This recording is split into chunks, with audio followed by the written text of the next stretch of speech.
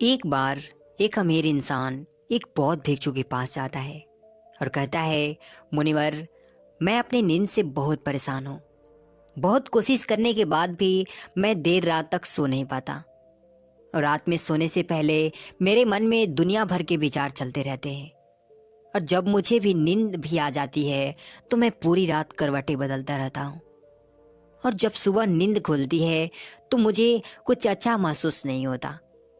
मैं खुद को थका हुआ और अशांत महसूस करता हूँ। कृपया आप मेरी समस्या का कुछ समाधान बताएं। बौद्ध भिक्षु ने कहा, इससे पहले कि मैं तुम्हारी समस्या का समाधान बताऊं, मैं तुम्हें गौतम बुद्ध के गहरी नींद के रहस्य के विषय में एक छोटी सी कहानी सुनाना चाहता हूँ।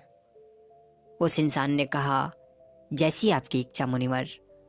बौद्ध भिक्षु ने कहना शुरू किया, जब तथागत गौतम बुद्ध सोते थे तो वो पूरी रात एक ही अवस्था में रहा करते थे। वो कभी करवटें भी नहीं बदला करते थे। वो जिस अवस्था में रात्रि को सोते थे सुबह तक उसी अवस्था में रहते थे। गौतम बुद्ध का एक शिष्य था आनंद, जो कि अक्सर उनके पास ही सोया करता था। आनंद को यह बात बहुत परेशान करती थी कि आखिर गौतम बुद्ध एक ही शारीरिक अवस्था में पूरी रात कैसे गुजार सकते हैं। जब कभी भी रात में आनंद की आंखें खुलती तो वो हमेशा गौतम बुद्ध को एक ही अवस्था में सोते हुए पाता। ये बात उसके मन में बहुत से प्रश्न पैदा करती थी। लेकिन एक दिन भिक्षु आनंद अपनी जिज्ञासा को रोक नहीं पाया और वह गौतम बुद्ध के पास चला गया। उसने मध्य रात्रि में ही गौतम बुद्ध को नींद से जगा दिया और कहा, तथागत, मुझे क्षमा करें। मैं जानता हूँ कि आपसे ये प्रश्न पूछने का समय नहीं है, क्योंकि आप पूरे दिन चलते रहते हैं और लोगों को धर्म का ज्ञान देते हैं और उनकी समस्याओं का समाधान करते हैं। लेकिन मेरे अंदर एक जिज्ञासा इतनी बढ़ चुकी है कि मैं सुबह तक का इंतजार नहीं कर सकता। इसलिए आप मेरे प्रश्नों का उत्तर देकर मेरे जिज्ञासा को शांत करें प्रभु। भिक्षु आनंद ने आगे कहा, मैं पिछले 20 वर्षों से आपके साथ हूँ और ये देखता आ रहा हूँ कि आप पूरी रात केवल एक ही अवस्था में गुजार देते हैं। आप जरा सा हिलते डुलते भी नहीं हैं। तो क्या आप सच में सोते हैं या फिर आप सोते ही नहीं हैं? गौतम बुद्ध आनंद की तरफ देखकर मुस्कुराए और बोले, मैंने अपने लिए सोने की सही अवस्था ढूंढ ली है। अब सोते समय मुझे हिलने की आवश्यकता नहीं है। मैं नींद की अवस्था में भी जागृत ही रहता हूँ, जबकि मेरा शरीर सो जाता है, लेकिन मैं जागृत रहता हूँ। प्रश्न ये नहीं है कि नींद की अवस्था में शरीर हिलता है कि नहीं। शरीर क्यों एक स्थिर अवस्था में रह नहीं पाता, उसकी कारण तो मन है। ये मन ही है जो कि शांत और स्थिर नहीं रह पाता और यही कारण है कि नींद की अवस्था में भी हम अपने शरीर को हिलाते रहते हैं। लेकिन मैं इन सब चीज़ों से परे आ चुका हूँ। अब मेरे अंदर मन जैसा कुछ बचा ही नहीं। जब मैं सोने जाता हूँ तो मेरा शरीर बस एक मृत शरीर के भांति हो जाता है। मन जैसा कुछ बचता ही नहीं। आनंद, क्या तुमने कभी किसी मृत शरीर को अपनी अवस्था बदलते हुए देखा है? ये तो केवल हमारा मन ही है जो कि हमारी गहरी नींद की अवस्था में भी यह सब काम करवाता है। एक बार मन स्थिर हो जाए, मन शांत हो जाए, तब तुम्हारा शरीर गहरी निद्रा में चला जाएगा, लेकिन तुम भीतर से जागृत रहोगे। भीतर से तुम सब कुछ अनुभव कर पाओगे। सोने के बाद भी तुम्हारी जागरूकता एक छोटे से जलते हुए दीपक की तरह लगातार प्रज्वलित रहेगी। कहानी खत्म करने के बाद बौद्ध भिक्षु ने उस अमीर इंसान से कहा, एक जागृत इंसान ना कि केवल अपने शरीर को पूरी जागरूकता के साथ देखेगा, बल्कि वह अपने मन को भी पूरी जागरूकता के साथ देखता रहता है। एक जागृत आदमी सामान्य आदमी की तरह नहीं सोते। जब सामान्य आदमी सोता है तो वह अचेतन हो जाता है। उसे अपने जब सामान्य व्यक्ति सोता है तो वह अचेतन हो जाता है। उसे अपने आसपास का भी पता नहीं होता। इसीलिए तो वह अपने सपनों को भी चुनाव नहीं कर पाता। लेकिन जब एक बुद्ध व्यक्ति सोता है तो वह जागरूक होता है। जैसे सुबह आंखें खुली होती है, वैसे ही बुद्ध व्यक्ति की नींद में भी होती है। इसीलिए ऐसा कहा जाता है कि बुद्ध व्यक्ति कभी सोते नहीं है। जब एक आम इंसान सोने जाता है तब उसे नहीं पता चलता कि वो कब सो जाता है। लेकिन यदि तुम जागने और सोने के बीच के उस छोटी से पल में, जब हम सोने के एकदम करीब होते हैं, जागृत रह पाए तो कुछ अजीब घटित होगा जो तुम्हें जागरूकता के और करीब ला जाएगा। यह सुन उस इंसान ने कहा, मुनिवर, मुझे इतनी गहरी आध्यात्मिक की बातें समझ नहीं आती। कृपया आप मुझे आसान शब्दों में समझाएं कि मुझे आसानी से गहरी नींद क्यों नहीं आती। बौद्ध भिक्षु ने कहा, देर रात तक जागने और आसानी से गहरी नींद ना आने के 5 प्रमुख कारण हैं। पहला कारण है बिस्तर पर सोने के अलावा अन्य काम करना। जैसे कि बहुत से लोगों की आदत होती है कि वो बिस्तर पर ही खाना खा लेते हैं, बिस्तर पर ही पढ़ाई करने बैठ जाते हैं, और ऐसे ही बहुत से काम वो अपने शयन कक्ष में ही करते हैं। शयन कक्ष का अर्थ ही होता है सोने की जगह, लेकिन लोग इसे अन्य कामों के लिए भी प्रयोग करते हैं, जिससे हमारे मस्तिष्क में शयन कक्ष का एक निश्चित अर्थ नहीं रह जाता। इसीलिए फिर जब हम बिस्तर पर सोने जाते हैं तो हमारा मन पूर्ण रूप से इस बात को स्वीकार नहीं कर पाता कि अब हमें सोना है, क्योंकि आपने उसी जगह पर किसी अन्य कामों को करने की आदत डाल ली है। दोस्तों, अगर आज के समय के अनुसार बात करें तो हम फोन भी बिस्तर पर लेटकर ही चलाते हैं। ऑफिस का काम भी बिस्तर पर ही करते हैं, चाहे मूवी देखना हो, खाना खाना हो, वीडियो गेम खेलना हो या गप्पे मारना हो। आजकल लोग अपना अधिकतर समय बिस्तर पर यूं ही लेटे लेटे गुजार देते हैं, जिसकी वजह से हमारे मन में बिस्तर अब सिर्फ एक सोने की जगह नहीं रही। ये एक बड़ा कारण है कि जब हम बिस्तर में सोने जाते हैं तो हमें घंटों तक नींद नहीं आती।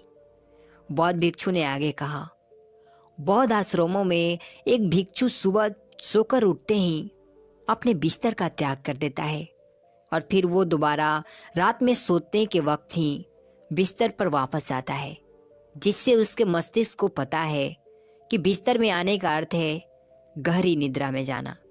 गहरी और आरामदायक नींद ना आने का दूसरा कारण है सोने के एक निश्चित समय का निर्धारित ना होना। बौद्ध भिक्षु ने कहा, अगर तुम सुबह जल्दी और पूरी नींद लेकर उठना चाहते हो तो तुम्हें रात को जल्दी और एक निश्चित समय पर सोने की आदत डालनी होगी। बौद्ध आश्रमों में रहने वाले भिक्षु हमेशा ही एक निश्चित समय पर सोने के से कुछ घंटे पहले हल्का और आसानी से पचने वाला भोजन ग्रहण करते हैं और रोज रात एक निश्चित समय पर सोने चले जाते हैं। तो इस तरीके से वो एक निश्चित दिनचर्या का पालन भी करते हैं। बौद्ध भिक्षु ने आगे कहा, गहरी नींद ना आने और सुबह उठने पर अच्छा महसूस ना करने का तीसरा कारण है कि सोने से पहले नकारात्मक विचारों के बारे में सोचना। आप जैसे विचारों के बारे में सोचते हुए सोते हैं, सुबह आँख खोलते ही आपके मन में सर्वप्रथम वैसे ही विचार आते हैं। इसलिए जब आप नकारात्मक विचारों को सोचकर सोते हैं तो सुबह आप उन्हीं के साथ उठते भी हैं। बिस्तर में लेटे हुए जब हम बिल्कुल सोने ही वाले होते हैं तब हमारा अचेतन मन सबसे ज़्यादा सक्रिय होता है, और इस समय जैसे विचार हम अपने अंदर पैदा करते हैं, हमारा अचेतन मन सीधे उन विचारों को ग्रहण कर लेता है और उन्हें वास्तविकता में लाने की कोशिश करता है। हमारा अचेतन मन अच्छे और बुरे विचारों में चुनाव नहीं कर सकता। इसे ये नहीं मालूम कि हमारे लिए क्या अच्छा है और क्या बुरा। ये तो बस प्राप्त सूचनाओं पर काम करना शुरू कर देता है। इसलिए हमें सोते वक्त अपनी समस्याओं और नकारात्मक विचारों के बारे में सोचने के बजाय उन अच्छी चीज़ों और कामों के बारे में सोचना चाहिए जिन्हें हम अपनी जिंदगी में पाना चाहते हैं। हमेशा ही रात में सोने से पहले और सुबह उठने के बाद उन चीज़ों के बारे में विचार करें जो आपकी ज़िंदगी में एक सकारात्मक बदलाव ला सकती है। अच्छी और गहरी नींद ना आने का चौथा कारण है गलत तरीके से सोना। बौद्ध भिक्षु ने कहा, तुमने सुना होगा कि भारत में अक्सर कहा जाता है कि उत्तर दिशा की तरफ सिर करके मत सोना। ऐसा इसलिए होता है क्योंकि जब हम उत्तर की तरफ सिर करके सोते हैं तो पृथ्वी के चुंबकीय खिंचाव की वजह से हमारे शरीर का बहुत सारा मस्तिष्क की तरफ जाने का प्रयास करता है और मस्तिष्क में पाई जाने वाली नसों का बहुत पतला होने के कारण उनके फटने का खतरा बढ़ जाता है। और अगर कोई इंसान काफ़ी बुजुर्ग और काफ़ी कमज़ोर है तो उसकी मृत्यु भी हो सकती है। लेकिन आमतौर पर उत्तर की तरफ सिर करके सोने वाले लोग जब सुबह उठते हैं तो वो अपने सिर में एक तनाव सा महसूस करते हैं और उन्हें पूरी रात बेचैनी और करवटें बदल बदल कर बितानी होती है। दूसरी गलती जो लोग अपने सोने की अवस्था में करते हैं वो है कि वो बस किसी भी तरीके से सो जाते हैं।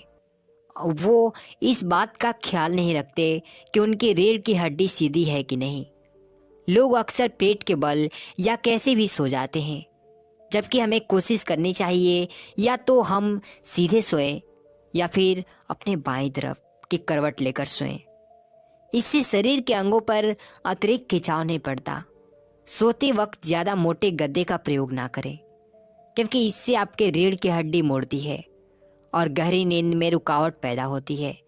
साथ ही ज़्यादा मोटे तकिए का भी प्रयोग ना करें क्योंकि इससे आपकी गर्दन ज़्यादा मुड़ती है और आपका शरीर तनाव महसूस करता है और ये आपकी गहरी नींद में एक रुकावट का कारण बनता है। देर रात तक नींद ना आने और रात भर नींद में बेचैन रहने का पांचवा कारण है बहुत अधिक मात्रा में और देर से पचने वाले भोज्य पदार्थों का सेवन करना। अगर आप रात में भारी और अत्यधिक तेल युक्त पदार्थों का सेवन करते हैं तो इससे हमारी नींदों में भी व्यवधान पड़ता है क्योंकि इन पदार्थों को पचने में काफ़ी समय और ऊर्जा लगती है। इसलिए अगर आप ऐसे पदार्थों का सेवन करते हैं तो कोशिश करिए कि उन्हें सोने से लगभग 3 से 4 घंटे पहले ही ले। उस इंसान ने कहा, मुनिवर, मैं ये तो समझ गया कि गहरी और आरामदायक नींद ना आने का क्या कारण है, लेकिन क्या आप अब ऐसे कुछ उपाय बता सकते हैं जिन्हें करने से हमें एक गहरी नींद लेने में सहायता मिले? बौद्ध भिक्षु ने कहा, मैं तुम्हें कुछ ऐसी क्रियाएं बता रहा हूँ जिन्हें तुम सोने से पहले या उठने के बाद कर सकते हो, जिससे तुम्हारी नींद तो गहरी होगी ही, साथ ही तुम्हारे जीवन में एक सकारात्मक बदलाव भी आएगा। और ये सारी ही क्रियाएं तुम्हें नित्य ही करनी है। इसमें से जो 3 क्रियाएं तुम्हारे लिए उपयुक्त बैठे तुम कर सकते हो। सबसे पहले कोशिश करो कि सोने से पहले हल्के गुनगुने पानी से स्नान कर लो। इससे हमारा शरीर जागृत और तनाव मुक्त हो जाता है। तुमने देखा होगा कि जब कोई इंसान स्नान करके आता है तो उसके भीतर से एक सकारात्मक ऊर्जा महसूस होती है। वो ज़्यादा खुश और तनाव मुक्त लगता है। इसका कारण ये है कि हमारा ज़्यादा शरीर पानी है और पानी हमारे शरीर का एक बुनियादी हिस्सा है। सोने से पहले हो सके तो अपने शयन कक्ष में कोई जैविक तेल, रुई का बुना हुआ दीपक जलाएं। इससे आप आसपास के वातावरण में सकारात्मकता आती है। और सोने से पहले थोड़ा सा पानी पीकर जाएं। इससे आपको काफ़ी मदद मिलेगी। जब आप बिस्तर में जाएं तो सोने से पहले कुछ मिनटों तक ध्यान करें और हर उस चीज़ के लिए आभार व्यक्त करें जो आपके पास है, या फिर आप अपने दिन के उन सभी अच्छे कार्य के बारे में सोच सकते हैं जो आपने आज किए हैं। एक बार एक गुरु अपने आश्रम में कुछ शिष्यों को जीवन में अनुशासित रहने की शिक्षा दे रहे थे। उपदेश पूरा होने के बाद सभी शिष्य अपने कार्य में लग जाते हैं। तभी उनके पास एक शिष्य आता है और कहता है कि महात्मा जी, मैं इतनों दिनों से आपके उपदेशों को सुन रहा हूँ। आज भी आपने अनुशासन में रहने के ऊपर उपदेश दिया। मैं जानना चाहता हूँ कि हमारे जीवन में अनुशासन का क्या महत्व है। हम जो शिक्षा लेते हैं उसका संबंध हमारे बौद्धिक स्तर से होता है, तो फिर इसमें अनुशासन का क्या महत्व? क्यों हम शिष्यों को अनुशासन की इन जंजीरों से बांध दिया जाता है? इसका कारण क्या है? इस बात पर वो महात्मा उस शिष्य से कहते हैं, तुम्हारे इस प्रश्न का उत्तर मैं आज नहीं फिर कभी और दूंगा। ये कहकर महात्मा वहां से चले जाते हैं। लेकिन शिष्य की उत्तर जानने के लिए बहुत उत्सुक था। वो उस समय तो लौट जाता है, लेकिन अगले दिन पुनः जब महात्मा सभा को संबोधित करते हैं तो शिष्य उनसे फिर से वही प्रश्न का उत्तर मांगता है। महात्मा फिर उसे कहते हैं कि आज नहीं कल इसका उत्तर दूंगा, और इतना कहकर उस सभा को समाप्त कर देते हैं। शिष्य पुनः शांत बैठ जाता है। अगले दिन जब फिर से सभी शिष्यों को उपदेश देने के लिए आते हैं तो वो भी फिर से उसी प्रश्न का उत्तर मांगता है। ये सुन वो गुरु उनसे कहते हैं कि बेटा आज नहीं कल मैं इसका उत्तर दूंगा। गुरु और शिष्य के बीच 7 दिन तक लगातार ऐसा ही चलता रहता है।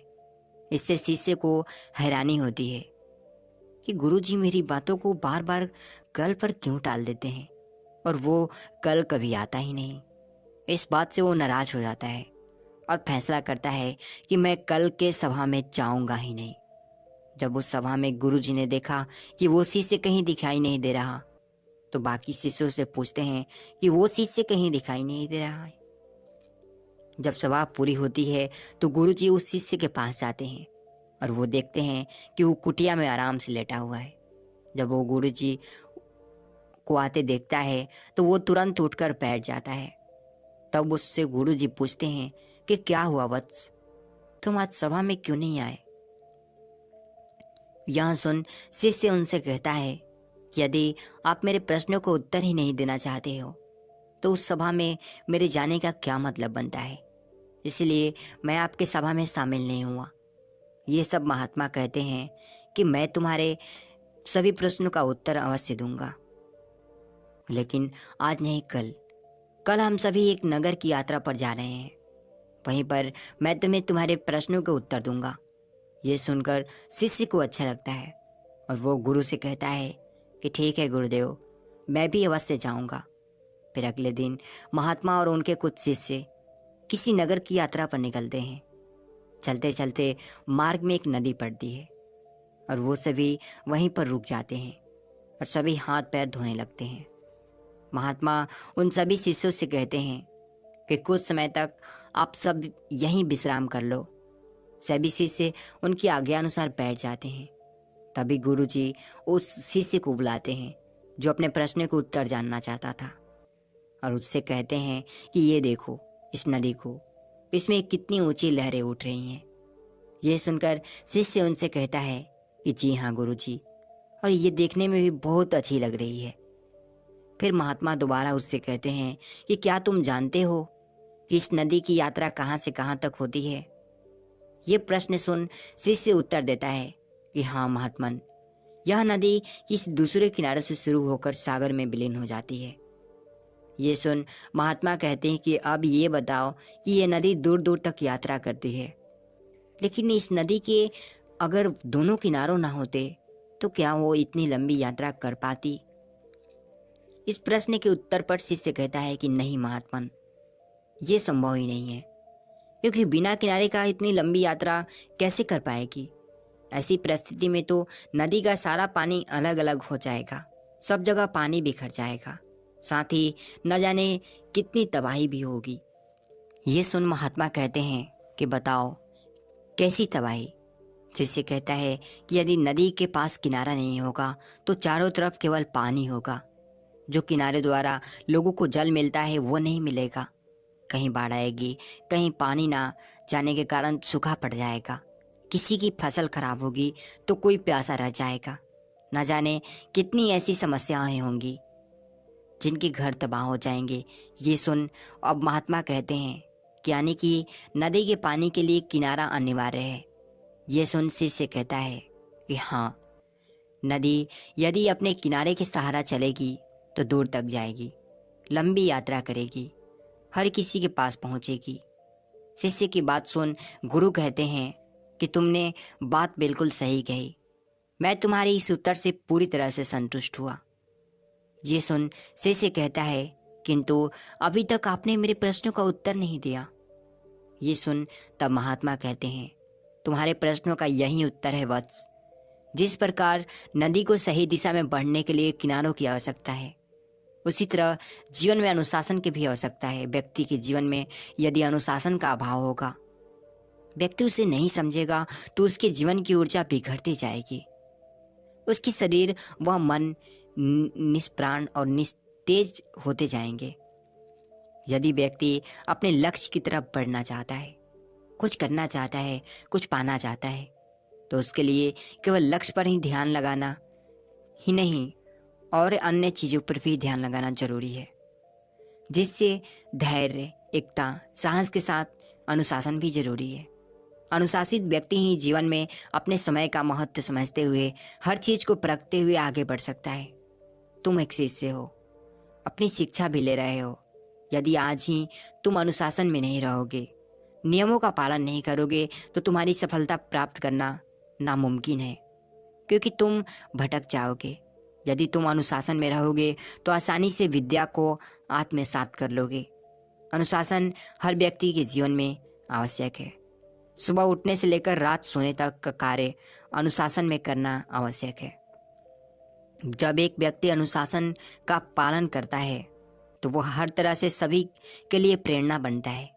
एक व्यक्ति अनुशासन का पालन करता है तो उसे देखकर अनेक लोग अनुशासन का पालन करना सीखते हैं। यदि तुम सही दिशा में हो तो लोग तुम्हें देखकर उसी दिशा में पार हो जाएंगे। बहुत सरल सी बात है कि एक अनुशासित व्यक्ति की छवि हर व्यक्ति को उसकी ओर आकर्षित करती है, उसके कार्य की ओर आकर्षित करती है। समय के साथ अपने कार्यों को पूरा करना अनुशासन है। अब तुम समझे कि जीवन में अनुशासन क्यों जरूरी है। आप चाहे कोई भी संसारिक जीवन जीने वाले हो या फिर एक सन्यासी हो, अनुशासन सबके लिए अनिवार्य है। अनुशासन में रहकर ही तुम जीवन में सफल हो सकते हो, लक्ष्य की प्राप्ति कर सकते हो। यह कहकर महात्मा अपनी बातों को पूरा करते हैं और यहाँ महात्मा की पूरी उपदेश सुन शिष्य को सारी बातें समझ में आ जाती है कि वो उसे क्या समझा रहे हैं, और वो पूरी तरह से खुश और संतुष्ट होकर महात्मा के साथ यात्रा शुरू करता है। और इसी के साथ हम इसमें दूसरी सीख की ओर चलते हैं। एक नगर में एक सुजीत नाम का अछूत लड़का रहता था। वो एक साधारण घर से था और उसी नगर की सारी गंदी नालियों और गड्ढों को साफ किया करता था। उस नगर के लोग उसे अछूत की दृष्टि से देखते थे। कोई उसे जल्दी ना तो अपने घर आने देता, ना उनसे बात करता। सबकी नज़र में वो एक अछूत और गंदगी साफ करने वाला लड़का था। सुजीत ये बात बहुत अच्छे से जानता था और वो इस सत्य को स्वीकार भी कर रहा था। वो जल्दी किसी से बात नहीं करता, बस अपने काम से काम रखता। एक बार हमेशा सुजीत गली गली घूम नालियों को सफाई कर रहा था। तभी महात्मा बुद्ध और उनके कुछ भिक्षु उसी नगर में से भ्रमण करते हुए आ रहे थे। बुद्ध की ख्याति अब तक पूरे नगर में फैल चुकी थी। सभी उन्हें देखते ही पहचान लेते। सुजीत भी दूर से ही अपने शिष्यों के साथ इस नगर में प्रवचन के लिए आए हैं।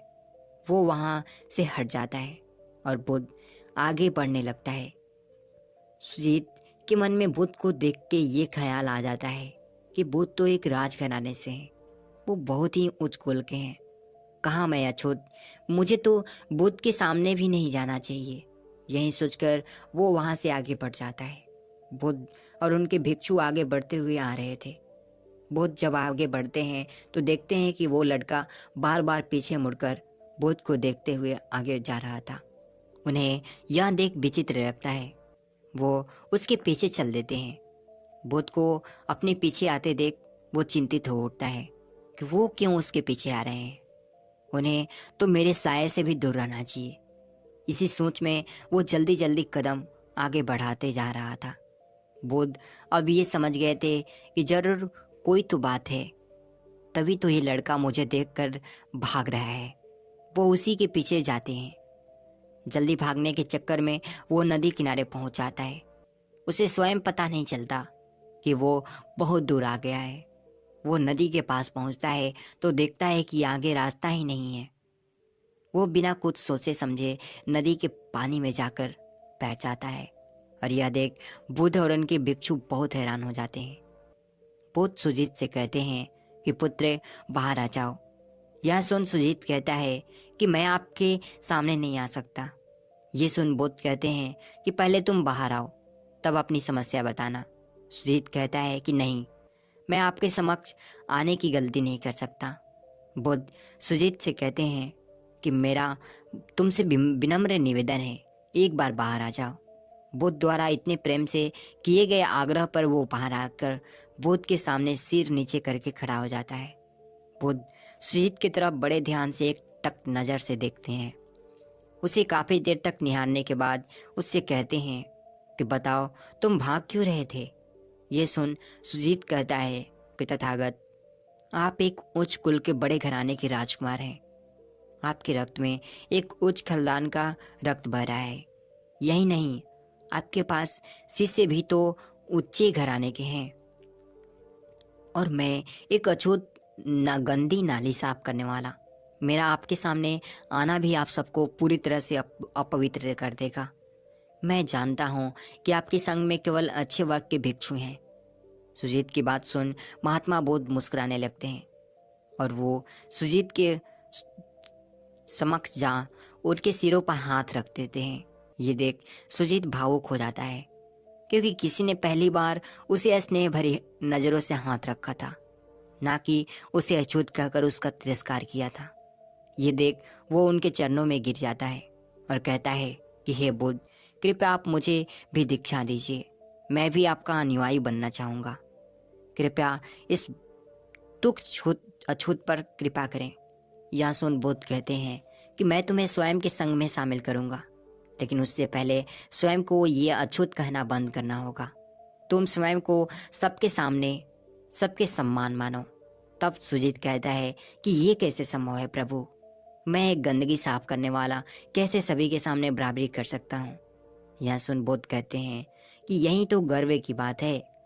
लोग तो अपने घर की सफाई करते हैं, वहाँ की गंदगी फेंकते हैं, लेकिन तुम तो सबकी गंदगी साफ कर रहे हो। तुमसे बड़ा कौन है? तुम स्वयं एक अच्छा काम कर रहे हो।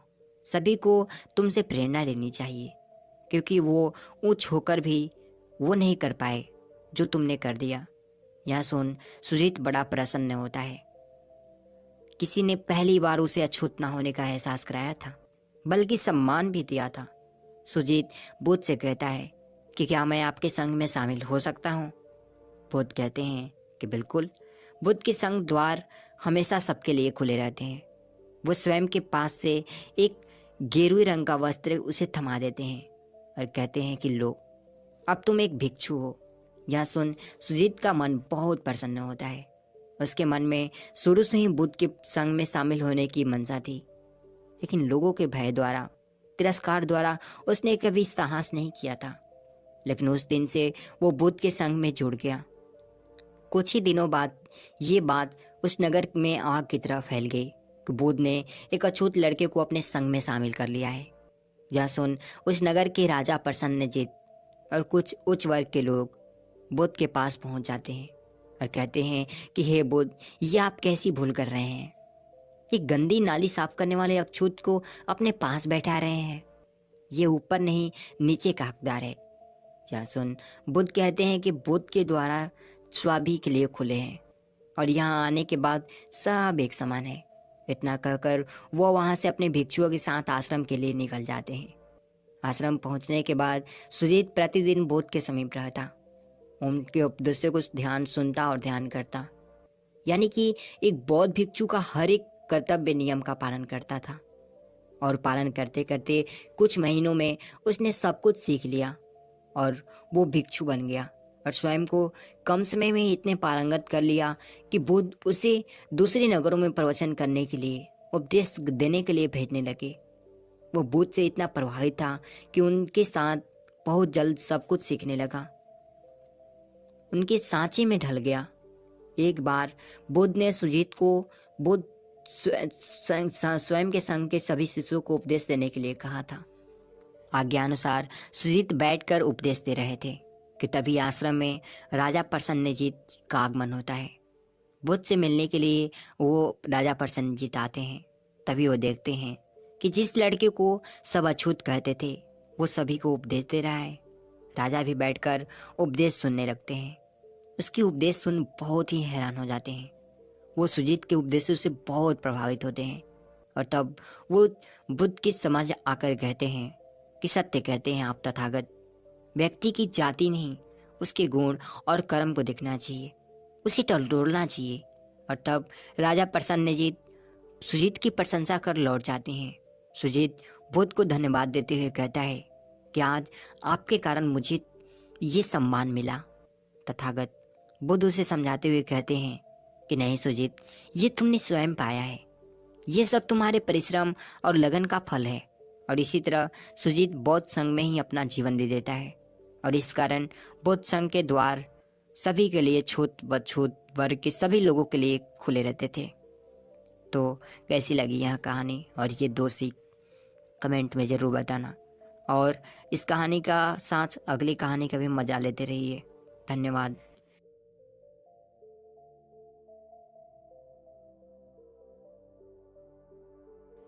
एक बार की बात है, आलस्य से एक परेशान व्यक्ति गौतम बुद्ध के पास आता है और कहता है, बुद्ध, मेरे अंदर बहुत आलस्य है। मैं इस आलस्य की वजह से जीवन में वो सब कुछ नहीं कर पा रहा जो मैं करना चाहता हूँ। इस आलस्य ने मुझे बहुत परेशान कर रखा है। इसकी वजह से मैं अपने जीवन में उन्नति नहीं कर पा रहा हूँ। कृपया आप मुझे आलस्य से छुटकारा पाने का कोई तरीका बताएं। यह सुन गौतम बुद्ध मुस्कुराते हैं और उस आलसी व्यक्ति से कहते हैं, तुम्हें कैसे पता कि तुम्हारे अंदर आलस्य है? उस आलसी व्यक्ति ने कहा, बुद्ध, केवल मैं ही बल्कि मेरा पूरा परिवार भी यही कहता है कि मैं एक आलसी व्यक्ति हूँ। बुद्ध ने कहा, क्या तुम मुझे इसका प्रमाण दे सकते हो कि तुम एक आलसी व्यक्ति हो?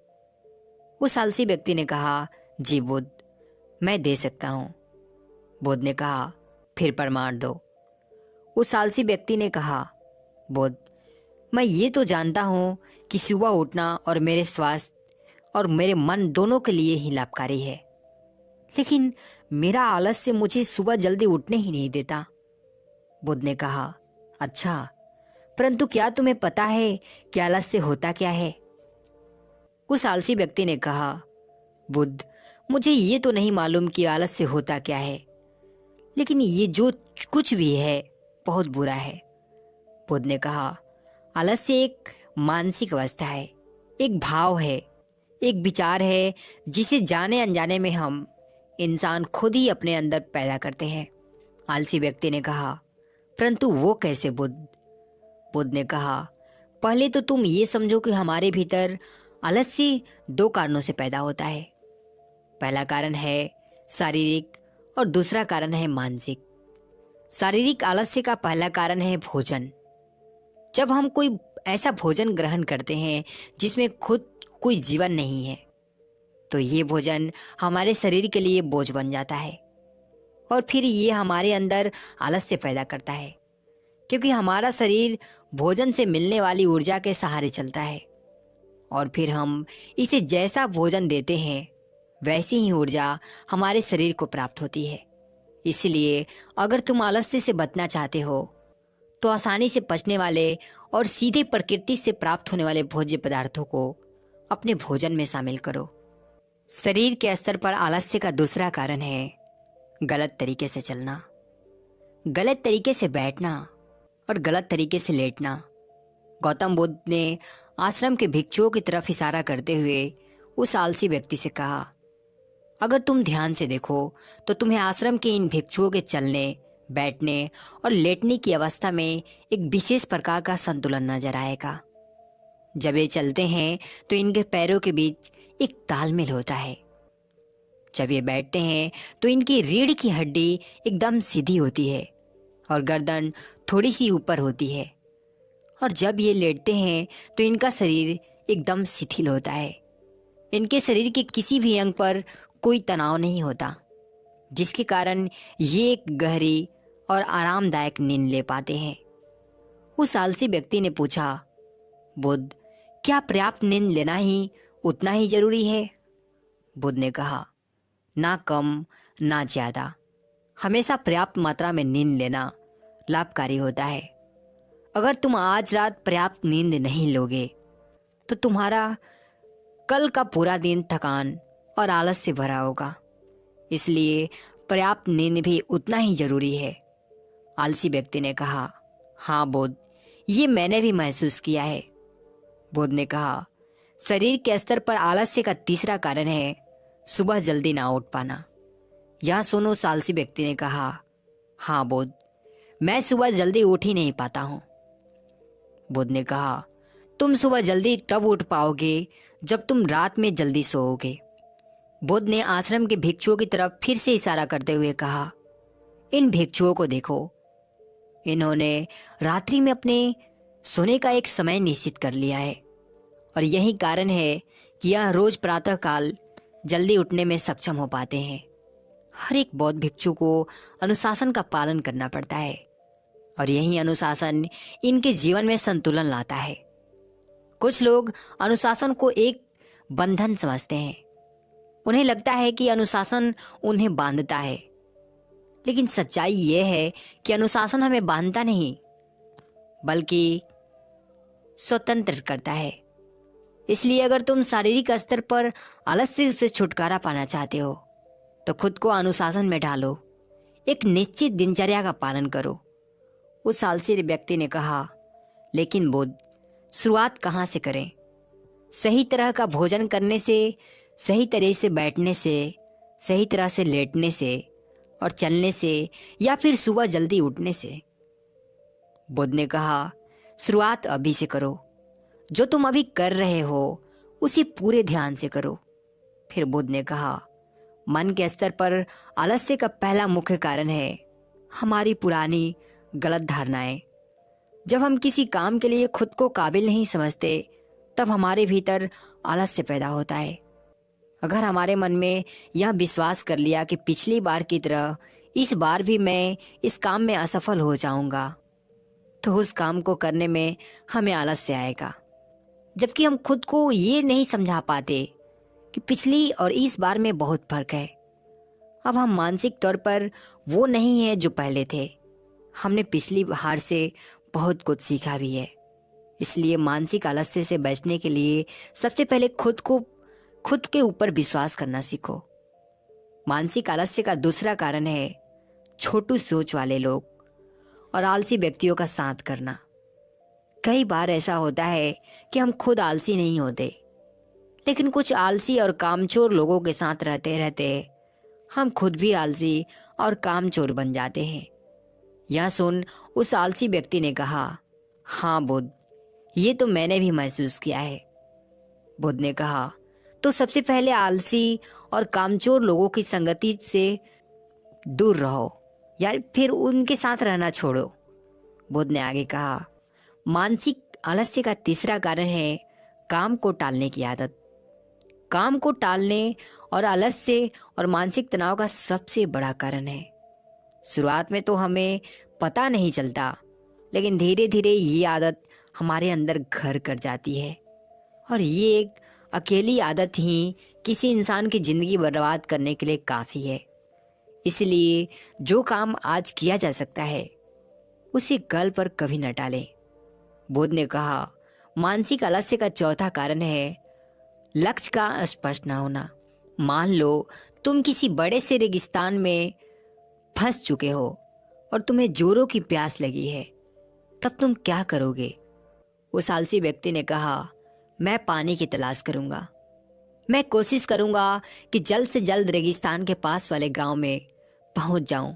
बुद्ध ने कहा, लेकिन अगर बहुत कोशिश करने के बाद भी तुम्हें पानी ना मिले तब?